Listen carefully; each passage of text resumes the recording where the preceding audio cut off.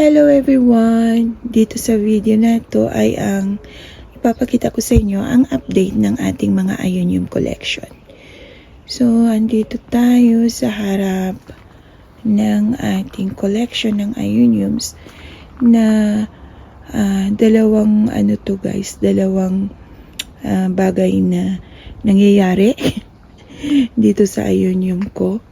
Meron akong, magmula nung mag-umpisa akong mag-collect ng Ionium, meron tayong iilan dyan na mga na nakasurvive or napalaki na natin. Meron din tayo dyan na binili natin ng stable na siya or malaki na siya. So, papakita ko sa inyo or ibibigay ko sa inyo isang-isang mga pangalan nila.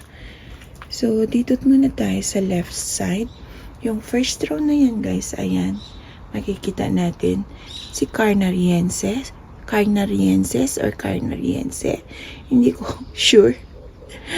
Ayan. Tapos yung pangalawa guys, yaan, ay isa siyang ginawa kong arrangement.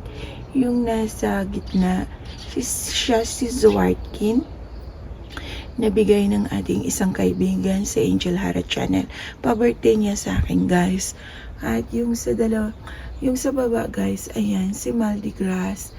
At eto, dinagdag ko na lang dyan para magiging isang accent na si Lemonade at si Ink Painting. So, sumunod na paso ang ating si Halloween. Ayan. Yan guys, napalaki ko na siya. Magmula nung binili natin hanggang ngayon, nagsusurvive siya sa akin. Ayan. At ito naman, ang arrangement naman na to, isang taon ko nang alaga to guys magmula nung meron kaming get together ng Succulent Japan Group. May mga plantita kasi na namigay ng mga pasalubong, ganyan. At iyan na sila, pinagsama-sama ko sila sa isang paso. Yung matangkad na yan, si Black Rose. At yung sa kabila, ayan, si Madara. Tapos ito, kilala ng lahat, si Moonburst, si Kiwi. At saka yung isang yun guys, hindi ko alam. Para siyang si Moonburst na hindi ko alam kasi para magkaiba na magkaparehas. Hindi ko alam kung sino siya. Ayan guys. Ayan. At yung katabi naman niya ay si Tsuya Higasa kung tawagin dito sa Japan. Ayan. Next naman si Cyclops. Ayan guys, tinalikod ko rin siya kasi gusto niya, naghahabol siya ng tawag nito. Gusto ko siyang dumiretso. Naghabol kasi siya ng araw kaya tumabingi. Ngayon gusto kong pumantay siya kaya ayan, tinalikod ko dito. Tapos ito naman ang alam ko si Madara siya eh. Hindi ko alam kung si Madara o si Carnariensis siya. Masyado na siyang malaki. giant na talaga siya. At yan naman, ayan guys, si Superbang. Ayan guys, tinalikod ko na rin siya rito para antag na to, dumiretso din yung tayo niya. Medyo slightly leggy sila kasi nga nanggaling sila magmula ng December hanggang kalagitnaan ng March. Siguro kalagitnaan ng December guys. Hanggang kalagitnaan ng March, nasa loob lang sila ng bahay. Tapos naman ito ay yung ating si Crested na si Cashmere Violet. Ayan. At yung nasa harap niya ay si Big Bang Plus guys. Ayan. Ayan. At ito naman si Copper Pot. Ayan guys. Ayan. Yung parang pink-orange na yan. Ayan si Copper Pot. Ayan. Diba ang ganda ng kulay? At ito naman guys, si Velour. Ayan, si Velour siya. Ang ganda, diba? At yung isang yan na sumunod kay Velour ay si Festival. Ang ganda-ganda rin ni Festival, guys. Ayan. Pasensya na guys, hindi ko masasabi yung mga pangalan, ibang pangalan nila sa English. Nang kasanayan namin sa Japanese sila natatawag or nabibigyan ng pangalan. Tapos itong katabi niya guys, ayan, si Black Luli. Sinusunod ko lang yung pangalan nila guys doon sa mga label, ano ba yan? Label na nakadikit sa kanila ng pagkabili ko. Ayan, si Black Luli. Pakitama na lang guys kung mali man akong ng pagbibigay ng pangalan nila. At ito naman si Lilipad. Si Lilipad din guys, magmula nung nag-umpisa ako, ay napalaki na natin siya. Matibay siya. At yung katabi naman niya guys, Pink Daisy, ang nakalagay sa kanyang ID nung binili ko siya. At ito naman ang ating si Cashmere Violet. Ayan. Ang laki-laki na rin niya. Ang ganda-ganda ng kulay. Ayan. At ito naman ang ating si cluster na si Superbang. Ayan. Ang ganda, diba? At yung nasa likod naman niya guys, ayan. Ayan si Glossy Parasol. Ang ganda niya. Hindi ko alam guys kung si Glossy Parasol at saka Tsuya Higasa ay iisang Ayunyum. Magkaiba kasi yung pangalan nila ng pagkakabili ko. Hindi ko alam kung parehas sila. At ito naman guys, ang ating si Mrs. Frosty ng super legi-legi. Ayan din, tinalikod ko rin siya rito banda. Kasi para dumiretso yung tayo niya. Naghahabol ng araw yan guys pag ganyan ang halaman mo. Tumatabingi. At dito naman guys sa baba, ang alam ko si Firecracker to eh. Asan na ba yung ID niya? Ayan. Ito. Opo. Si Firecracker po siya. Ayan. Buti may ID pang natira. Medyo slightly maraming dry leaves at tumangkad na siya. Ayan. Sumunod naman dito guys, ito si ating Medusa na cluster. Ayan. Hawik muna natin si Trailing Jade ng ni istorbo. Ayan, super lashy na niya. Kasi lashy na rin siya nung dumating sa akin. Ayan. At ito naman si Kilimanjaro. Ayan, ang ganda din niya. Matangkad din siya. Tumangkad na, lumaki na. Ayan. Ang susunod guys, siya ay si Chanel. Ayan. Ang next natin is si Black Rose Variegated. Ang ganda rin. Matibay to guys. Ayan. Parang patulog na siya. Parang titiklop na sila. Etong sumunod bago tong labas. Si Rina. Ayan. May dry leaves pa. Ang daming dry leaves girl. Ayan. Si Rina. Ganda diba? Ang sumunod guys, ito si Golden Rose. Na nai-interrupt ako sa tunog sa kabilang bahay. Ayan. Si Golden Rose. Ito naman, Medusa from Korea. Ayan. Yung Medusa ko kanina guys, siguro nang dahil sa dami niyang ulo or sanga. Medyo pino yung dahon niya. Pero ito, malalaki yung kanyang dahon. Ayan. At ito naman guys, hindi ko alam pangalan niya, pero family siya ng tawag nito, Halloween. Parang Golden Halloween, hindi ko alam. Ayan siya. Ang ganda rin ng texture ng leaves niya. Ayan. Diba? At ito naman sa taas niya guys.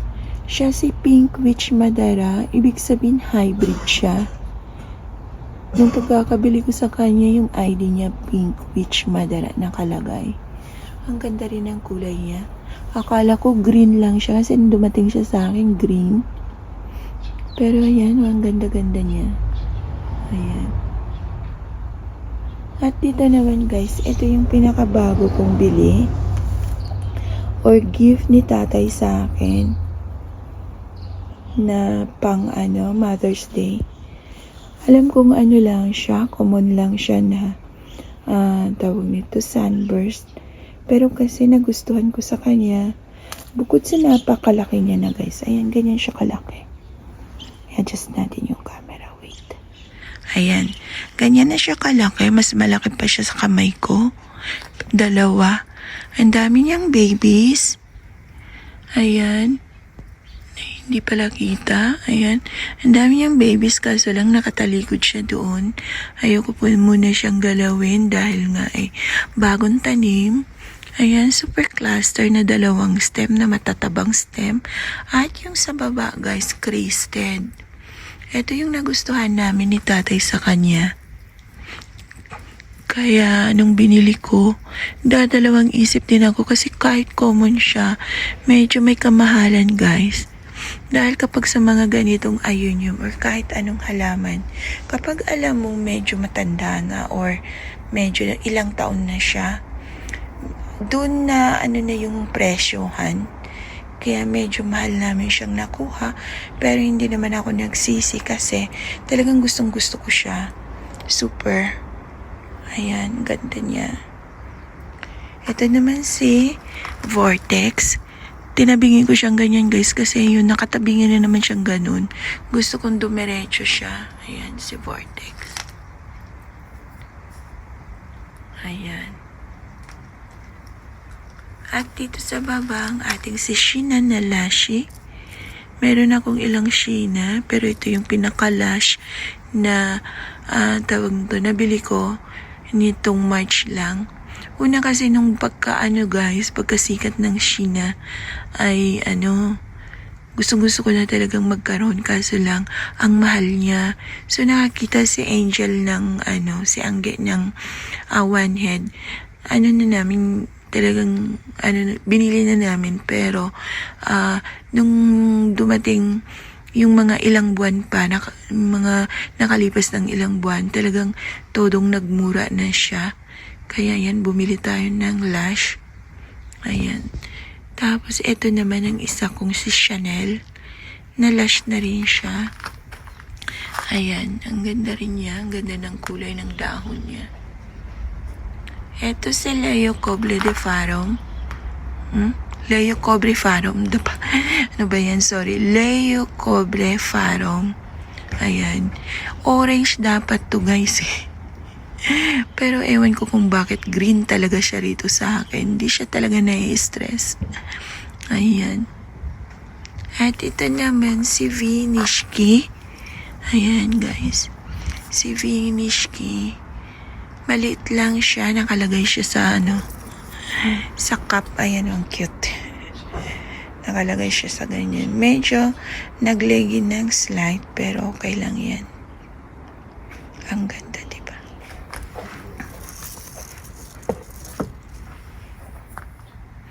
Eto guys, hindi ko alam ang pangalan. Parang nung sinearch ko siya, kasi Japanese yung nakalagay na pangalan nung dumating. Nung tiningnan ko siya sa Google, siya si Immortal Ink. Ayun. Immortal Ink. Ang ganda rin ang kulay niya. Siya lang ang pink dito sa ko. Sa garden ko.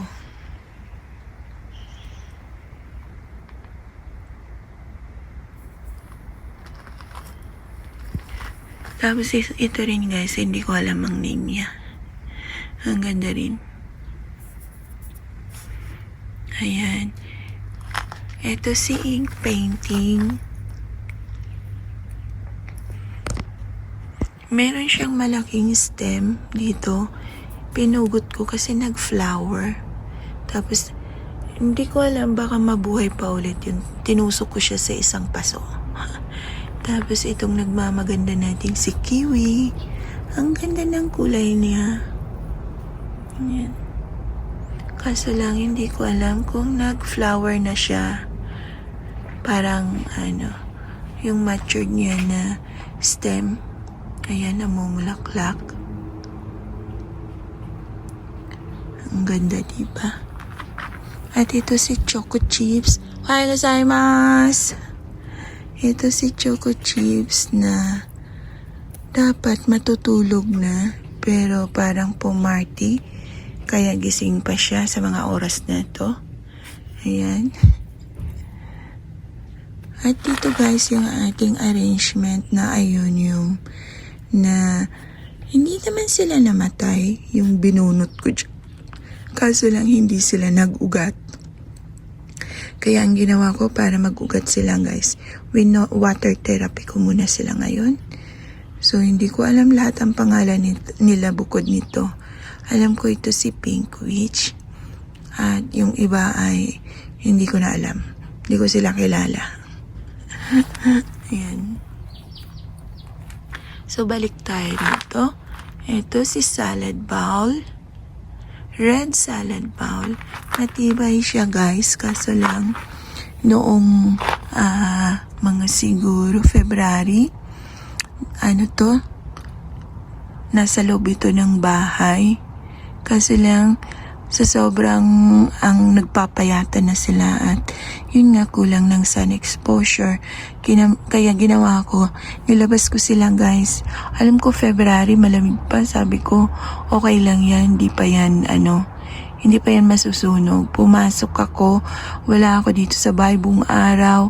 Nasikatan na pala sila ng sikat ng araw buong araw. Kaya ayun pa yung mga damage niya, pero masaya naman ako. Ayun, nabali pala ata ito kagabi pagdidilig ko. Masaya naman ako kasi healthy naman yung iba niyang rosette. Ito lang talaga medyo na damage. Ayan. Pero gagaling yan. Maniwala lang tayo. Sabi ganun. Magtiwala pala, hindi pala maniwala. Ayan, ang ganda. Ito man si Valerie na ang totoo niyan guys. Ito siya. Ganyan ang kulay niya dapat. White and green. Kaso nga lang, itinago ko sila sa loob ng bahay. Ayan guys. Ganyan dapat ang kulay niya. Last year, ganyan ang kulay niya. Bago dumating yung winter. Pero nga, tinago ko sila sa loob ng bahay. Kaya ang itsura niya ngayon, para na siyang si lemonade. Ayan. Sana magbalik yung pagka-variegated niya. Ayan. At dito rin guys, ito, hindi ko rin siya alam ang pangalan niya. Kaya hayaan na natin siya dyan. So, tapos ito, si Bronze Metal. Bronze Metal, pangalan niya. Ito rin, nag-super leggy na. Kaya kapag may time tayo, ayan, nabalik pala yung sanga niya. Gusto ko siyang i-propagate natin. Kasi talagang naghabaan yung stem niya. Propa natin siya. Hindi ko pa lang kasi talaga magawa ngayon. Super busy. Ayan. Dito naman si Roscoe. Roscoe na common. Ayan. Ang ganda rin ang kulay niya. Ayan. Medyo may mga naipon na tubig sa rosette. Hindi naman talaga ako nagbo-blower, pero para safe yung halaman natin, baka i-blower na lang natin mamaya. Napupundo yung tubig nila dito sa rosette. Ayan. At ito naman, si Plum Party. Ayan, si Plum Party natin yan. Usog ka dito, girl. Si Plum Party na alam ko China siya eh. From China. At meron tayong Plum Party na from UK. Kaso lang, hindi siya healthy tingnan. Hindi ko alam kung meron siyang iniinda sa katawan. Ito naman si Halloween na medyo leggy rin siya. Ito yung bigay sa akin ng anak ko last tawag nito Mother's Day last year. Ayan, medyo lumaki na sila, oo, pero ayan, humahaba yung kanilang mga stem. Kasi nga, tinago ko sila sa loob ng bahay, kaya ayan, medyo payat na Hindi mo talaga mapipigilan at, ay, Diyos ko po. Sabay ganun, hay, mapapahay ka na lang. Tapos, saan ba tayo nang galing? Naliligaw na ata ako. Eto naman, hindi ko alam.